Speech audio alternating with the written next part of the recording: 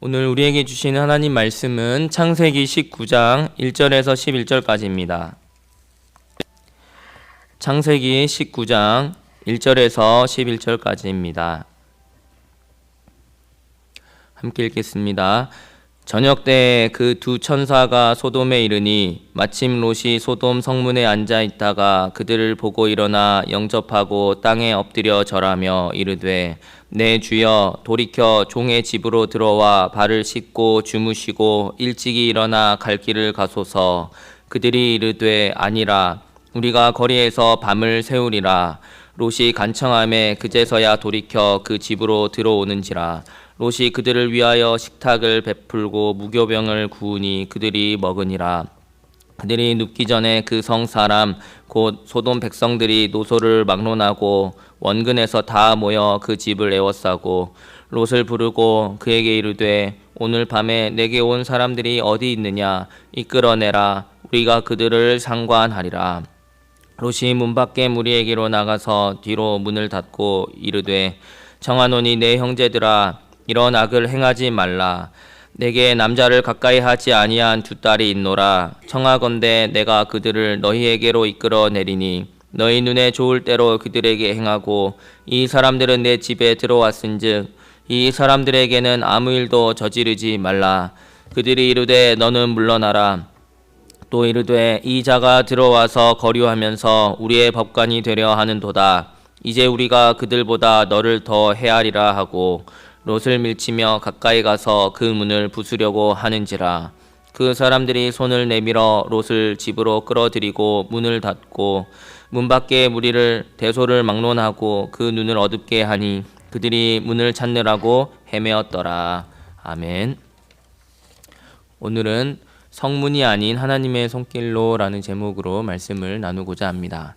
우리는 보통 롯 하면 아브라함이 야, 너 어느 땅으로 갈래? 할 때 염치 없이 더 좋은 땅을 향해서 갔던 그런 욕심 많은 조카라고 이렇게 떠오르곤 합니다.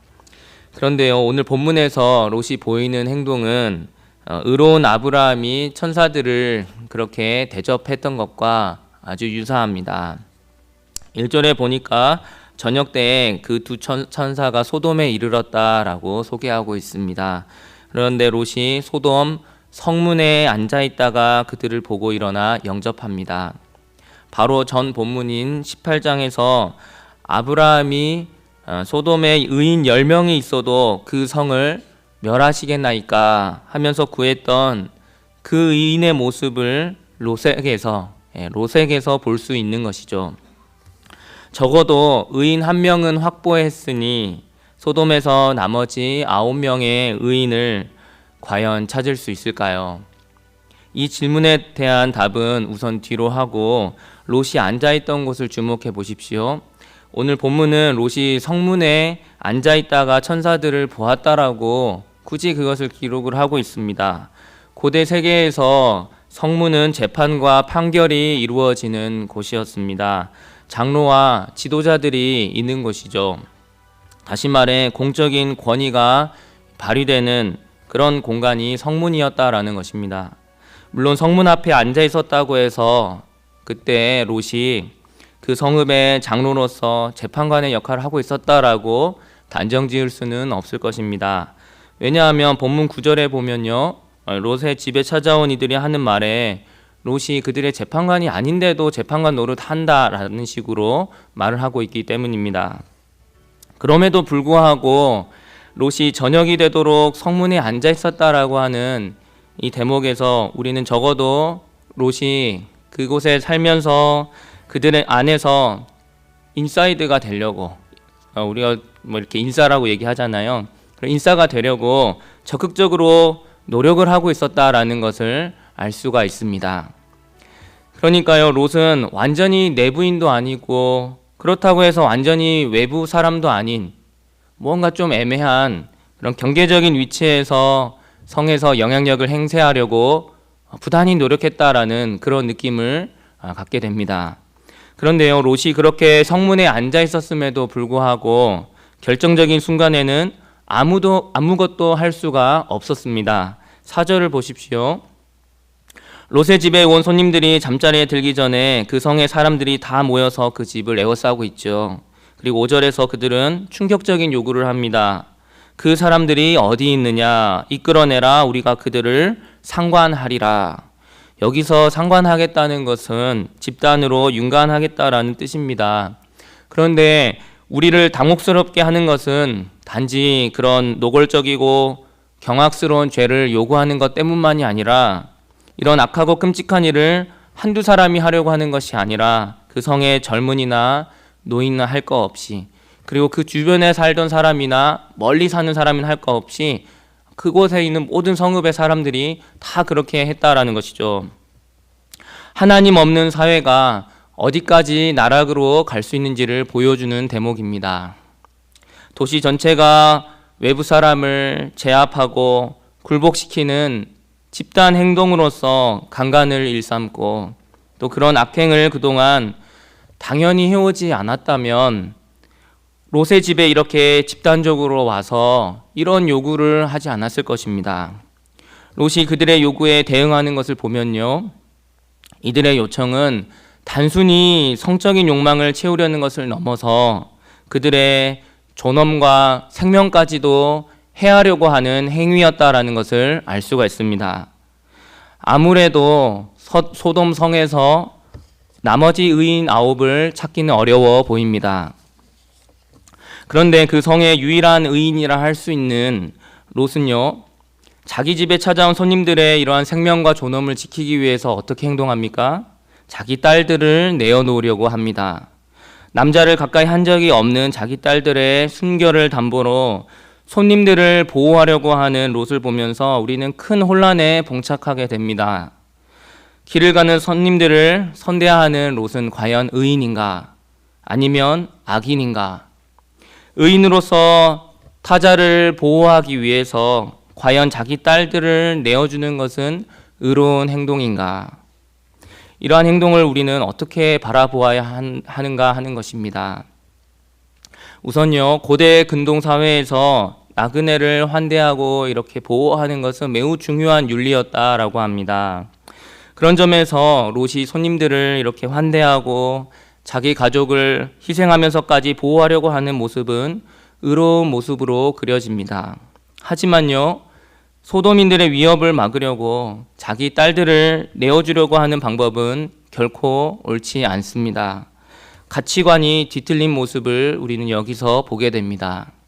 성경은 이 장면을 통해서 롯의 선택을 정당화하지 않고 오히려 의인이라 불리는 인간조차 얼마나 쉽게 왜곡될 수 있는지, 얼마나 연약한 존재인지를 보여주고 있는 것입니다. 여기서 우리는 인간의 의로움은 참 불완전하고 참 위태롭구나 하는 것을 느끼게 됩니다. 우리는 스스로 우리가 좀 잘 살고 있다 느낄 때 스스로 의롭다라고 착각하기 쉽습니다. 하지만 우리는 결코 의롭지 않습니다. 그러나 천사들이 롯과 그의 가족들을 강권적으로 구해내는 장면을 보십시오. 죄인들을 향한 구원은 전적으로 하나님의 주권적인 개입으로 이루어진다라는 것을 오늘 본문이 보여주고 있습니다. 우리가 죄 용서를 받고 구원을 받아 하나님의 자녀가 된 것도 우리가 잘나서가 아닙니다. 우리는 비록 여전히 불완전하고 우리의 의는 여전히 위태롭지만 하나님의 다함 없는 은혜와 사랑으로 그렇게 된 것입니다. 십자가에 달리신 예수님을 믿고 주님과 연합함으로 그리스도의 의로우심이 우리의 의가 된 것입니다.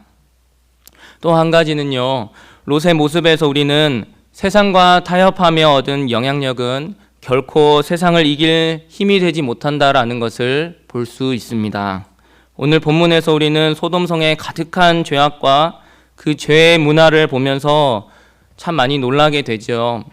그러면서 우리는 롯과 그의 가족이 참 어리석다라고 여깁니다. 왜 그렇게 악하고 그렇게 위험한 성에 가서 그런 위험을 자처했냐라고 그렇게 안타깝게 바라봅니다. 그리고 그런 성에 들어가서 매일 아침부터 또 해질 때까지 성 안에 유력한 자들과 이렇게 사귐을 가지면서 인지도를 쌓으려 했던 롯의 모습이 참 어리석다라고 느낍니다. 그러나 이러한 롯의 모습은 사실 오늘날 우리의 모습과 크게 다르지 않다는 사실을 아십니까? 우리도 소돔 성문에 앉아있던 롯처럼 세상 한가운데에서 그들과 어울리며 살아가고 있습니다. 직장에서, 학교에서, 각각의 사회적인 관계망 속에서 우리는 인정받고 싶고 또 영향력을 가지려고 합니다. 하지만 문제가 생길 때, 죄가 노골적으로 모습을 드러낼 때 우리가 믿고 의지하던 그 사람들, 그들과의 그 관계가 과연 우리를 지켜주느냐라는 것입니다. 우리도 매일같이 소돔 한복판으로 출근하면서 이 세상의 문화에 끌리고 또 그들이 추구하는 악한 문화를 마지못해 어느 정도는 타협하면서 그들로부터 영향을 받고 있지는 않느냐라는 것입니다. 바라기는 세상의 인정을 얻기 위해 믿음을 조금씩 타협하는 것이 아니라 세상 한가운데서도 하나님을 두려워하며 살아가는 우리 모두가 되기를 소망합니다. 믿음의 선한 영향력은 세상과 닮아질수록, 세상과 가까워질수록 점점 더 커지는 것이 아니라 오히려 하나님의 손에 붙들릴수록 더 분명해질 것입니다. 롯은 소돔의 성문에 앉아 있었지만요, 정작 위기의 순간에 그 성문은 롯을 보호해주지 못했습니다. 그가 쌓아 올렸다고 생각했던 인간적인 신뢰, 그러한 관계들은요, 죄가 폭발하는 순간에 아무런 힘도 아무런 영향력도 발휘하지 못했습니다. 그런데 중요한 것은요, 롯을 살린 것은 그의 판단력이나 그의 어떠한 사회적인 관계가 아니라 하나님의 주권적인 손길이었다라는 것입니다. 우리가 이 세상을 살아가면서 끝까지 우리 스스로 힘으로 의인으로 설 수 있었던 적은 단 한순간도 없었습니다. 우리가 지금 여기 있는 이유는요, 우리가 잘 버텨서가 아닙니다.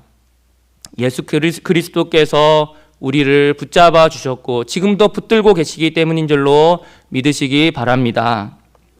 오늘 그래서요, 우리가 붙들어야 할 소망은 어떤 인맥이나 세상의 좋은 자리 혹은 내가 쌓아 올린 신뢰가 아니라 오직 예수 그리스도를 바라보면서 우리를 끝까지 놓지 않으시는 그 예수님의 그 손길을 우리가 소망을 가지고 붙들어야 하겠습니다. 오늘도 소돔과 같은 죄로 가득한 이 세상 가운데 살고 있지만 세상을 따라가지 않고 우리를 붙드시는 주님을 따라 살아가는 저와 여러분들 되시기를 주님의 이름으로 축원합니다. 기도하겠습니다. 하나님 아버지, 은혜와 사랑에 감사드립니다. 오늘 말씀 앞에 우리 자신을 다시금 세워갈 수 있게 우리의 믿음을 도우시니 또한 감사드립니다. 우리의 의가 얼마나 불완전하고 위태로운지요. 그럼에도 불구하고 우리를 여기까지 인도하신 것은 오직 주님의 은혜요, 십자가에서 우리를 붙드시는 예수 그리스도의 손길이었음을 고백합니다. 주님, 오늘도 소돔과 같이 죄가 가득한 세상 한복판을 또 살아야 합니다. 악이 더 우세해 보이고 타협하는 것이 지혜로워 보이는 이 세상 속에서 성문이 아니라 주님의 손을 붙들게 하여 주옵소서. 주님 따라 살아갈 힘을 공급하여 주옵소서. 감사드리며 예수님의 이름으로 기도합니다. 아멘.